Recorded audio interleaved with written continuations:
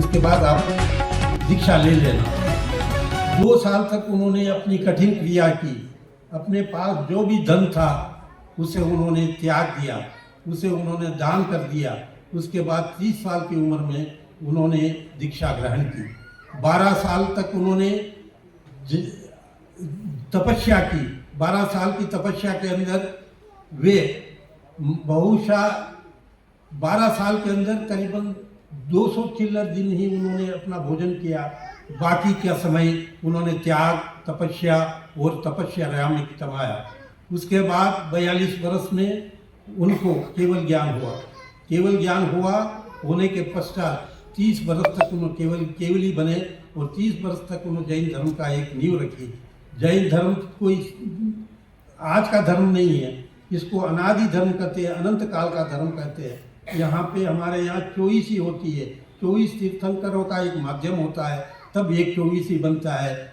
ऐसे भगवान महावीर के पहले भी चौईसी बनी, महावीर के समय चौईसी बनी और अगले काल के अंदर, अनंत काल के अंदर 24 बनेंगे। ऐसा जिन धर्म में मानना है। जिन धर्म को समझने के लिए हमको किताबों का नहीं जरूरत है, हमको किसी आदमी की जरूरत नहीं है, हमको अपने अंदर झांकना है।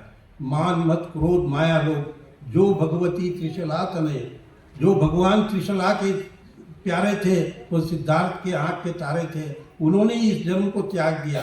तो हम लोग तो क्या है, हम तो छोटे से अदने से आदमी है।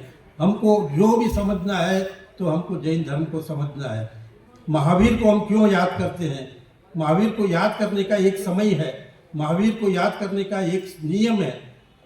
जब तक आपके मन में ये भावना नहीं आएगी कि मैं वीर हूँ, महावीर बनना चाहता हूँ, तब तक आप है ना इस जन्म का कोई साक्षी नहीं रख सकते हैं।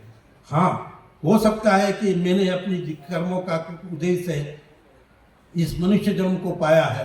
क्या मैं अपने कर्मों को अगले जन्म के लिए ठीक कर सकता हूँ?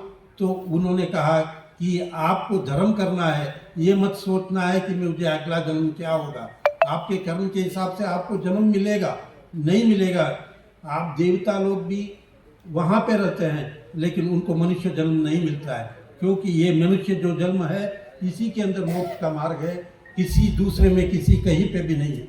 ये बात जान लेने के बाद मनुष्य अपना जीवन कैसा सुधार सकता है, इस बात को ध्यान करने के लिए महावीर को याद करना है, महावीर को बताना है। ये तो मैं कह रहा हूँ, मुझे तो कुछ ज्ञान नहीं है, फिर भी मैं आप लोगों को देख के ये बातें कर रहा हूँ। इसलिए भक्तामृत स्तोत्र में कहते हैं, अल्पश्रुता श्रुतवताम परियास धामा तद्भक्ति रेव बुकरी कुरुते बलामा यत कौ किलह किल मधो मधुरम विरोधी तच्चाम रचारो कलिका निकरेका। आप जो भक्ति लोग, आप जो बुद्धिमान लोग यहाँ बैठे हैं, उनके सामने